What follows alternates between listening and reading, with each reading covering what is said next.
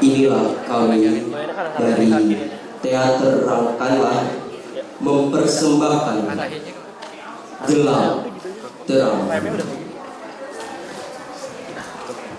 Rumah, tempat kembali, tempat rehat, tempat berkeluh kesah setelah mengalami hari yang panjang. Di sana keluarga kita menyambut. Begitulah idealnya sebuah keluarga. Tapi tidak dengan keluargaku. Rumah ini terasa sepi. Tak ada interaksi. Sekalipun ada, mungkin ibuku yang mengalami gangguan mental sedang marah-marah tanpa arah.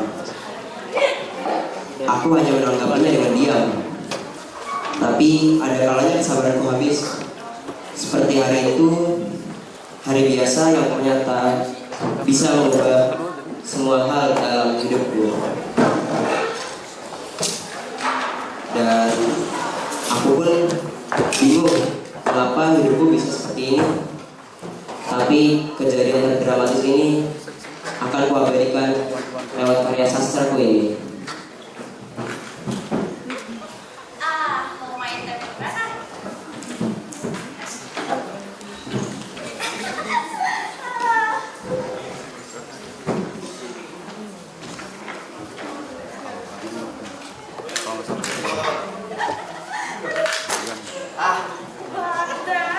Sayang banget dari ini. Emang ya, guru tuh bisa nyuruh doang. Ngasih tugas baik banget lagi. Hidupku tuh habis buat ngerjain tugas doang. Mati kan? Junet sana cepet sholat. Pulang bukannya sholat asar malah nyocos gak karuan. Sekolah di madrasah tapi tuh gak pernah sholat. Mau jadi orang Islam di KTP doang ah? Mau ajarin sholat dari dulu tapi kok gak pernah sholat. Hah? Apaan? Sholat? Kayak gak pernah sholat aja dah. Berani ya katain mama gak sholat? Asal kamu tahu ya, yang ngajarin kamu sholat tuh mama. Enak aja. Faktanya lu gak pernah sholat kan? Sembarangan kamu ya, dasar anak setan. Kalau aku anak setan, berarti mama setannya dong. Masa setan gak pernah sholat? Berani kamu ngatain mama setan, dasar anak gak guna. Mama udah gila. Siapa sih yang sampai gila di sini? Mana ada orang tua mencari anaknya. Udah gak pulang-pulang. Gak guna di sini. Dasar anak gak guna. Pergi sana kamu. Beres. Ketika itu, aku tidak tahu harus bagaimana lagi. Kabur dari rumah adalah satu-satunya hal yang kupikirkan. Akhirnya, aku menuju pos kamling. Aku menginap di pos kamling. Aku tidak masuk sekolah selama beberapa hari. Namun, tak ada yang peduli aku. Hingga suatu saat di pos kamling, akhirnya ada seorang temanku yang lewat dan memperdulikanku. Sekalipun aku nampak tak peduli dengannya.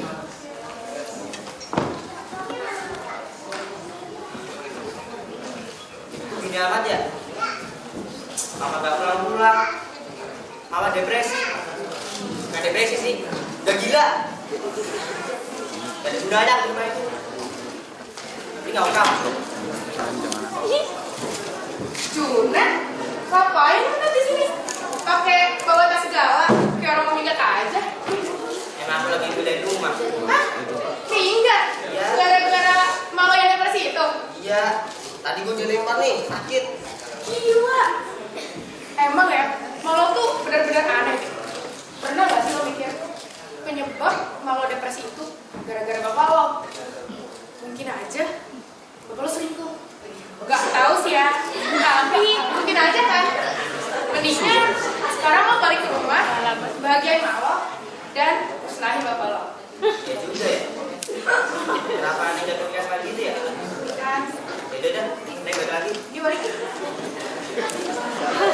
Percakapan itu telah membangkitkan sisi gelap dalam diriku. Dengan niat dan tekad, aku pun kembali ke rumah dan menyusun rencana terkejam yang pernah kupikirkan. Dan pada saat yang sama di lain tempat, Mama menyadari suatu hal yang sangat membuat terpukul hingga ia menangis terseduh-seduh.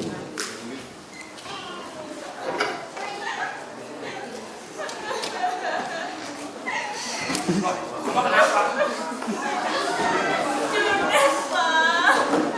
Dia udah kabur dari rumah 2 hari. Ini semua gara-gara mama yang mestinya kelewatan. Lama santai aja kali. Kita udah dewasa. Tapi, Pak. Kamu mau kemana? Baru pulang, kok udah pergi lagi? Papa ada janji. Artinya aku curigakan. Kamu harus ikutin Papa. Mama pun akhirnya terus mengikuti kemanapun papa pergi. Dan hingga akhirnya ia menemukan sesuatu yang membuatnya terkejut di suatu tempat yang belum pernah ia kunjungi sebelumnya. Di tempat itu, Mama melihat hal yang belum pernah ia lihat juga sebelumnya. Karena memang ia tidak tahu mengenai hal itu, sehingga Mama pun agak histeris awalnya. Namun akhirnya Mama pun harus membiasakan diri, meskipun agak lama.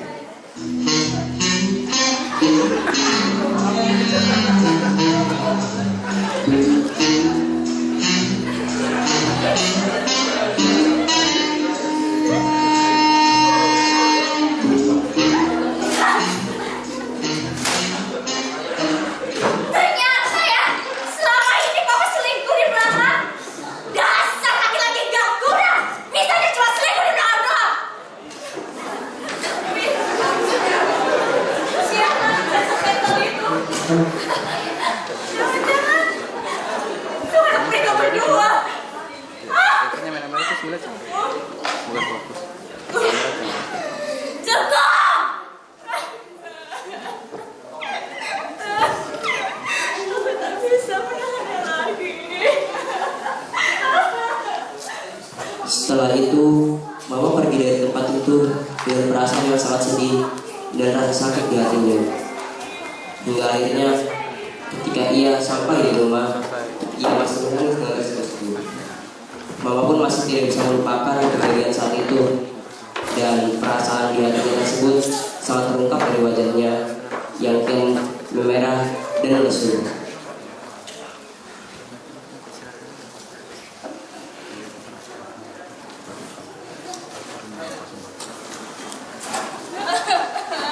Assalamualaikum, Ma. Ma. Maaf ya, selama ini Junet gak peka sama Mama. Mama depresi kayak gini pasti ada penyebabnya kan? Dan penyebab itu semua pasti Papa kan? Iya, Nak. Apa jahat sekali, Nak. Udah lama jangan nangis. Junet pasti akan buat Mama bahagia kembali. Lihat saja nanti.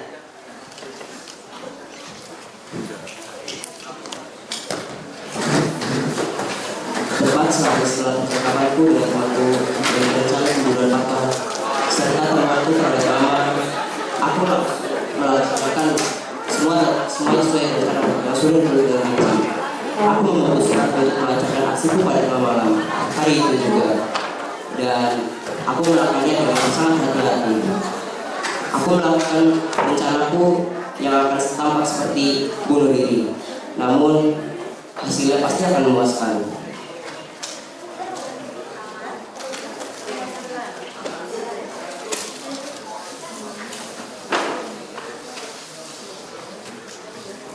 Pertama-tama, aku masukkan racun dalam minuman papa.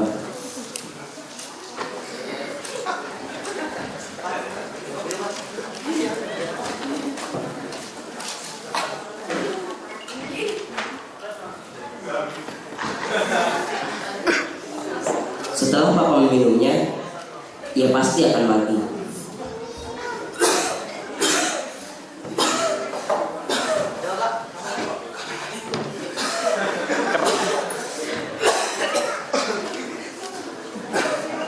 Setelah ia mati, aku akan menggantungnya agar terlihat seperti bunuh diri, dan seolah-olah pembunuhan tersebut bukan berasal dari tanganku, tapi berasal dari keinginan papa sendiri yang ingin menghabisi dirinya sendiri. Dan keesokan harinya pun tiba, dan papa yang menggantung di tembok pun ditemukan oleh Mama. Kok diketawain ya?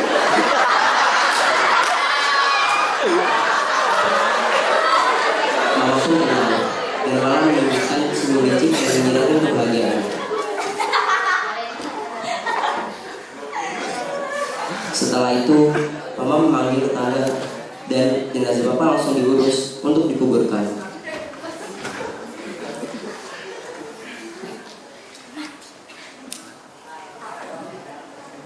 Gila. Setelah proses penguburan Papa, aku mencoba untuk membereskan ruangan Papa. Barangkali aku menemukan sesuatu mengenai wanita jalan yang telah merebut Papa dari Mama. Tatkala aku membereskan meja kerja Papa, aku menemukan sesuatu yang menyita perhatianku seketika. Benda itu adalah kotak hitam yang sudah berdebu. Apaan nih? Berubah. Enggak. Ada foto-foto apa? Wanita ini siapa? Ini kan teman Mama. Jangan-jangan ini wanita jalan itu. Ngapain coba? Kejadian. Kak, 13 Maret 1998, anak pertamaku lahir. Namun, dia cacat mental. Istriku pasti tidak akan menerimanya dan malah membuatnya tambah depresi. Aku mulai menyesal kenapa menikahi wanita itu. Aku bingung. 14 Maret 1998, telah kuputuskan, aku meminta kepada teman lamaku. Aku tidak enak hati sebenarnya memintanya merawat anak pertamaku ini, tapi aku tidak tahu harus bagaimana lagi. 20 Maret 1998, 7 hari setelah kelahiran anak pertamaku, istriku tenang-tenang saja ketika aku memberitahunya kabar palsu bahwa anak kita telah meninggal. Memang wanita yang aneh. Tapi aku bersyukur, aku tidak yakin ia bisa merawat anak. ternyata wanita itu teman sama Papa. Dan anak laki-laki itu aku harus kesana. Setelah itu, aku bergegas menuju wanita yang ada dalam foto tersebut. Hingga akhirnya, aku sampai pada rumah yang aku rasa sudah tepat. Aku langsung meminta izin untuk masuk ke rumah tersebut. Dan rumah tersebut ternyata memang benar milik wanita yang ada dalam foto Papa. Rumah tersebut sudah tepat. Assalamualaikum. Permisi Tante. Saya kesini ingin meminta penjelasan tentang kakak saya. Tadi saya mengalami di ruang kerja Papa.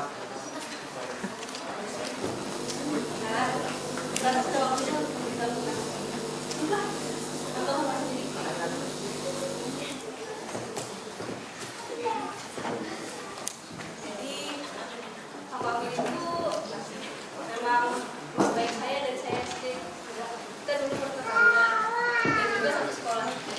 Kita sering habiskan waktu bersama. Dan kira ini ceritanya. Cuki, ayo Ki. Apa banget sih kamu tuh? Iya, aku lapar banget. Aku belum sarapan tadi. Oh iya, ini ada makanan. Buat aku.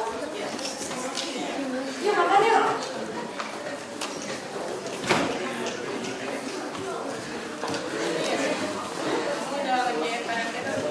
Belum. Emangnya kenapa? Ini aku bawa-bawa tadi. Aku kan kemarin sakit. Oh, kamu sakit? Iya. Ini lagi ngerjain. Nih.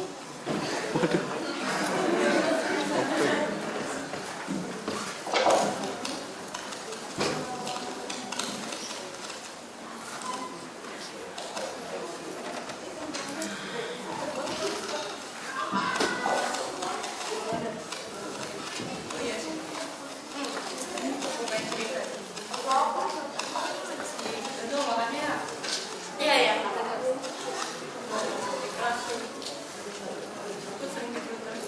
Kan kamu yang ngedukung ya?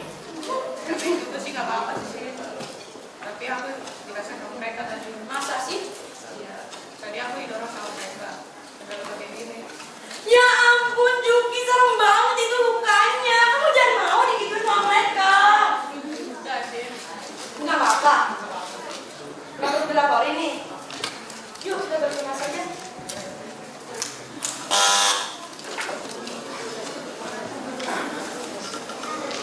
Kebersamaan itu mulai hilang saat masa kuliah awal. kita jarang sekali berbicara. Pernah sekali berbicara, yaitu saat ia pamit ingin keluar negeri.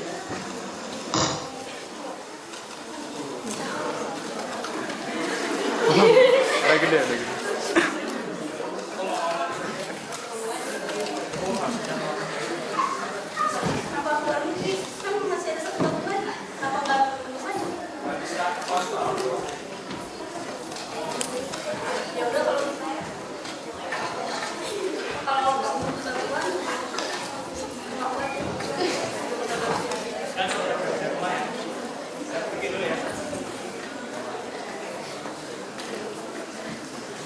Jujur, saya kaget.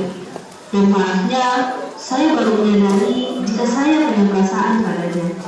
Saya terus berharap untuk bertemu dia. Hingga hari itu, ia datang ke rumah saya membawa anak pertamanya yang cacat mental. Ia meminta saya mengurusnya karena ia tidak mau istrinya semakin depresi. Saya langsung saja menerima permintaannya. Dan mula saya telah berjanji padanya ketika serta.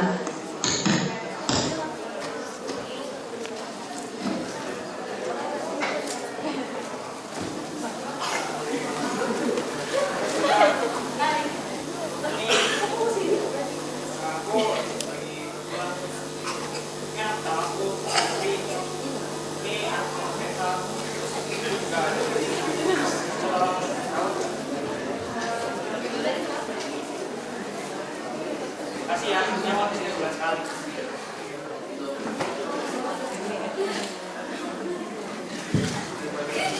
Kira-kira ceritanya kenapa bisa begitu saja mencerahkan saya? Saya mau cerita, tapi saya rasa saya tidak bisa menjelaskan ini semua sama. Jadi bisa kita tolong tante menjelaskan itu apa? Baiklah, saya coba. Setelah percakapanmu dengan Tante Sinta, aku pun mengajak Tante Sinta bicara kepada Mama.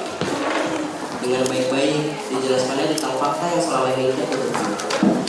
Mama langsung terdiam beberapa kata dan tersirat dari air mukanya bahwa ia tertekan dengan penjelasan ini. Ia lalu menangis jadi-jadinya. Mungkin Mama menyesal telah berprasangka buruk pada Papa. Semenjak hari itu, Mama hanya mengurung diri di kamar. Terkadang terdengar suara tangisan. Terkadang tawa yang terbahak.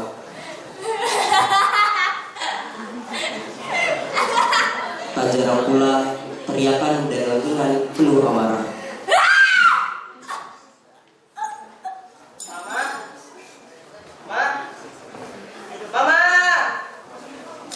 Dan ternyata itulah teriakan terakhir Mama. 3 hari setelahnya, aku mendatangi rumah Tante Sinta untuk mengunjungi kakakku yang setelah sekian lama ditutupi oleh Papa. Karena bagaimanapun juga, ia adalah keluargaku satu-satunya saat ini.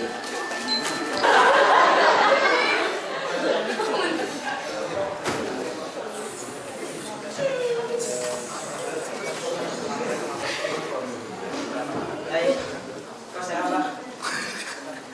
Oh iya, ngomong-ngomong, aku ada adikmu. Adik, Iya, aku adikmu. kamu adik? Tidak, aku tidak punya adik. Kamu siapa? Tadi aku dengan Tante Sinta ke rumah ini agar kita sebagai saudara kandung saudara dekat. Iya. Oh iya, ngomong siapa namamu? Jupri.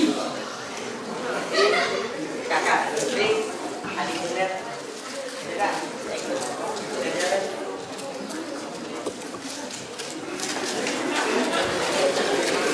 Dan sekarang di tengah sunyi dan senyapnya malam, dengan suara jangkrik sebagai pemecah keheningan, mengabadikan sebuah kejadian paling dramatis yang terjadi dalam hidupku dalam sebuah karya sastra. Bagaimanapun juga, kejadian terdramatis itu membuatku belajar banyak tentang kehidupan, tentang problematika keluarga, saling percaya, dan yang terpenting penyesalan.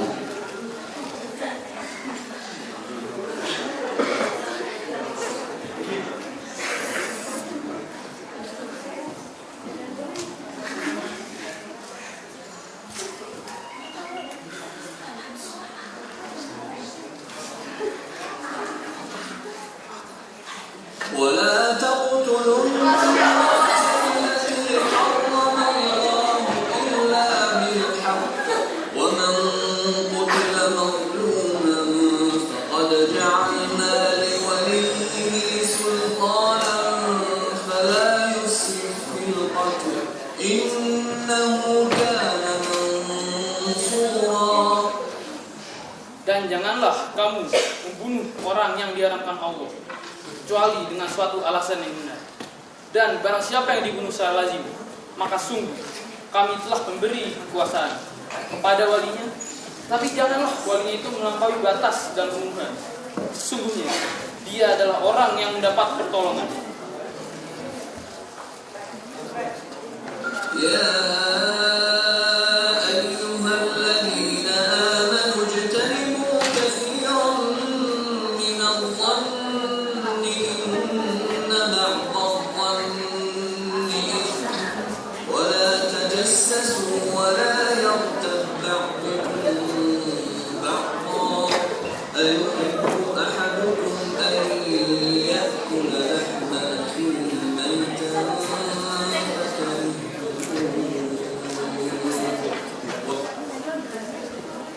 Wahai orang-orang yang beriman, jauhilah banyak dari prasangka. Sesungguhnya sebagian prasangka itu dosa. Dan janganlah kamu mencari-cari kesalahan orang lain. Dan janganlah ada di antara kamu yang menjunjung sebagian yang lain.